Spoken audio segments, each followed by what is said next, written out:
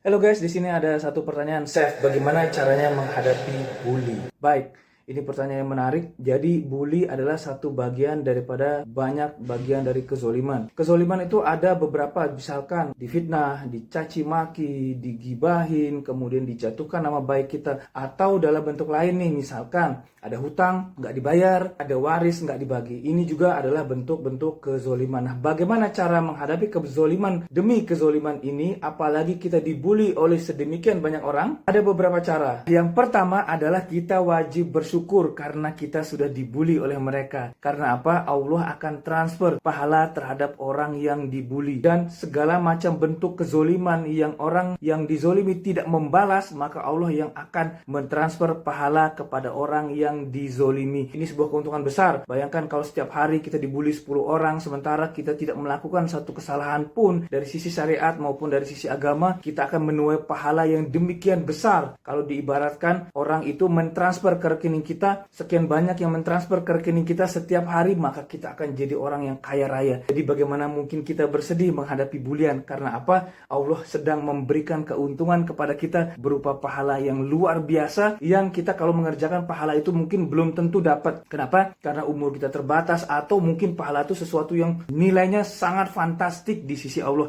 Oleh karena itu, bersyukurlah kalau kita dibully. Ini adalah keuntungan besar dan kita wajib betul-betul berterima kasih. Karena apa? Tanpa sadar kita dapat pahala yang luar biasa. Nah, yang kedua adalah kita wajib bersukacita. Kenapa? Karena dosa kita akan ditransfer kepada orang yang membuli. Kalau dia tidak menghentikan bulian atau tidak menghentikan segala bentuk kezoliman dia akan mendapatkan dosa dari orang yang dia bully. Baik itu kezoliman berupa ucapan, kata, mungkin hutang tidak dibayar, waris tidak dibagi, maka segala bentuk kezoliman itu akan ada balasannya di sisi Allah. Jangan khawatir. Dan salah satu bentuknya adalah pahalanya dia ditransfer ke kita, dan yang kedua adalah dosa kita ditransfer kepada yang membuli kita. Jadi kita justru malah dosa kita akan berkurang dan ditransfer kepada dia, sementara pahala kita bertambah karena kita dizolimi. Jadi ini sangat luar biasa. Dan yang ketiga adalah waktu ijabah doa sedang turun. Jadi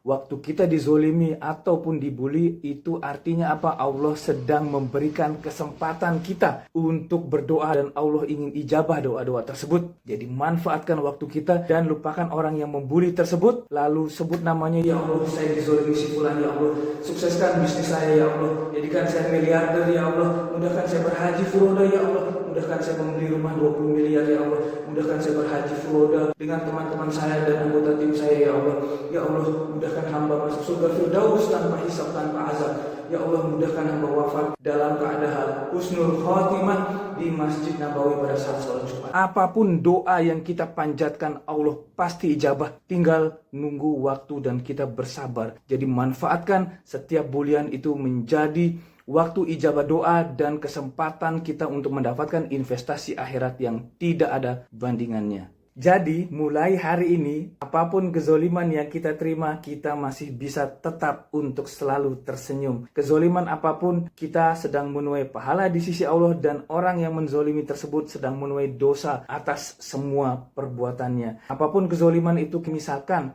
orang berhutang kepada kita dan dia lari tidak membayar hutangnya, atau kita ditipu, itu ibaratnya kita sedang menuai pahala yang besar di sisi Allah. Atau misalkan yang lain bentuknya seperti apa? Waris tidak dibagi oleh saudara kita. Tetap tersenyum, tetap baik dengan saudara. Kalau kita sampai mati atau dia yang mati duluan, tidak juga dia mau bagi waris itu, pahalanya akan jadi taruhannya. Mulai sekarang kita tetap tersenyum. Apapun masalah yang kita hadapi, kita punya Allah untuk menjadi tempat kita berlindung dan meminta pertolongan. Inilah rahasia kenapa saya berani menulis hal-hal kontroversial yang ada di Instagram. Seperti apa? Ya seperti poligami atau yang lainnya. Kenapa? Karena tidak pernah akan takut menghadapi bulian. Oke, semoga menjawab pertanyaan selama ini. Terima kasih.